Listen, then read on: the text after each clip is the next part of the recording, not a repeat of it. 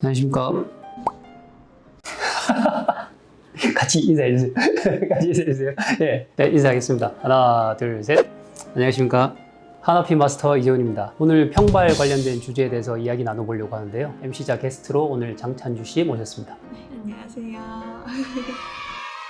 평소에 조금 걸었다 싶으시거나 발 안쪽, 발 아치라고 불리는 움푹 들어간 부분이 자꾸만 좀 아픈 느낌이 있으시다거나 조금 당기는 느낌이 있다거나 힐 있는 신발을 조금만 신으면 나는 발이 아파서 잘 못 신고 있겠다거나 이런 느낌 때문에 고생하시는 경우가 많은데, 오늘 평발일 경우에는 어떤 신발을 신는 게 좋을지, 신발을 제대로 고르는 방식에 대해서 한번 알아보겠습니다.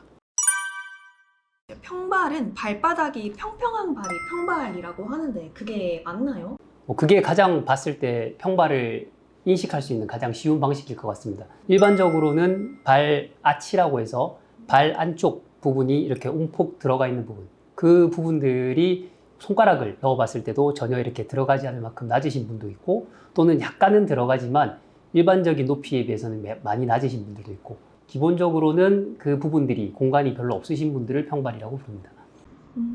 그럼 되게 평발인지 아닌지 헷갈리고 되게 애매한 순간들이 있을 것 같거든요. 자가 체크하는 방법이 있다면 어떤 게 있을까요? 제일 쉬운 방법은 아까 말씀드렸던 것처럼 두 번째 손가락 정도 손가락을 발 가장 움푹한 부분 사이에 좀 넣어보는 거죠. 한 두 마디 정도 사이 정도 이렇게 쉽게 들어가는 정도가 되면은 정상 높이로 맞이고, 한 마디도 잘 안 들어간다.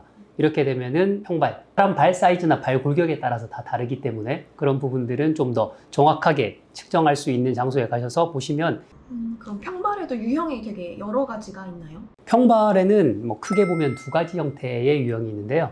하나는 이 강직성 형태의 평발이라고 해서 발 아치가 전혀 들어가지 않는 분들, 사이 공간이 아까 말씀하셨던 것처럼 완전히 평평한 형태로 들어가지 않는 분들도 계시고, 그냥 봤을 때는 나는 평발인 거 아닌가 잘 모르겠는데 약간 공간이 있는 것 같기도 한데, 또는 내가 발을 이렇게 움직이면 공간이 생기는 것 같은데 하는 분들이 이제 유연성 평발이라고 해서, 이제 좀 그런 분들이 아무래도 조금 판단이 좀 뭔가 헷갈리고 정확하게 오지 않는다, 이런 분들이시겠죠. 그럼 평발만의 그 걸음걸이 특징이 또 있나요?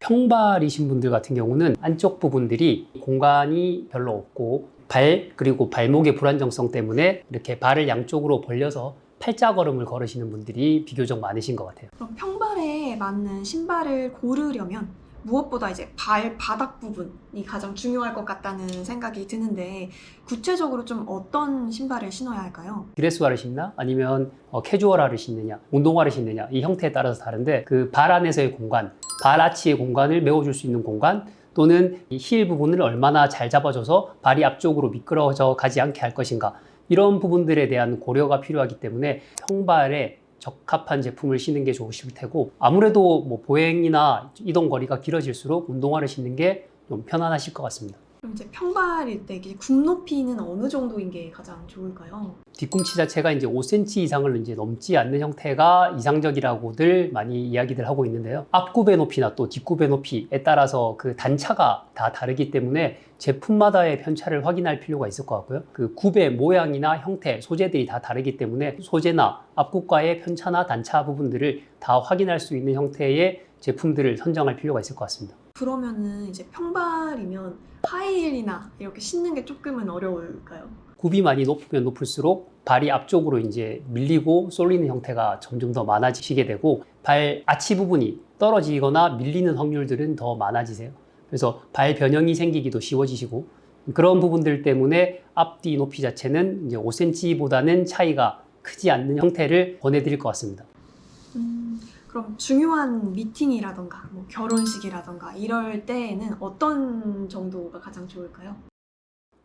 그것도 사실 가장 중요한 부분은, 꼭 힐 형태의 제품을 신어야 된다라고 판단하시게 된다면, 외부 아스팔트 길을 걸으실 때 또는 보행 시간이 좀 길 수밖에 없다, 이럴 때는 아무래도 운동화 형태를 신으시고 또는 캐주얼화 형태를 신으시고, 앉을 수도 있고 또 많이 걷지 않아도 되는 공간에서 제품을 갈아 신는 형태를 저희는 추천드리고 있습니다. 바닥면의 쿠셔닝 자체는 쿠션이 너무 많은 형태 같은 경우는 발이 안쪽으로 움푹 들어가는 스폰지를 심하게 디딜 때의 느낌처럼 발의 어떤 안정성이나 움직임을 제한할 수 있기 때문에, 어느 정도는 탄성이 있는 형태들이 더 발에 이롭다라고 생각합니다.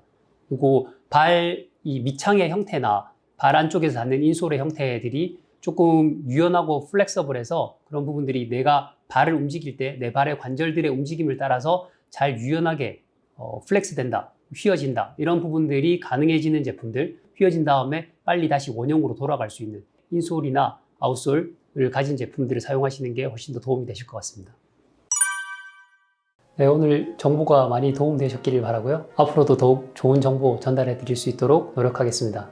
오늘 보신 정보가 많은 도움이 되셨다면 구독, 좋아요, 알람 설정 부탁드립니다. 감사합니다.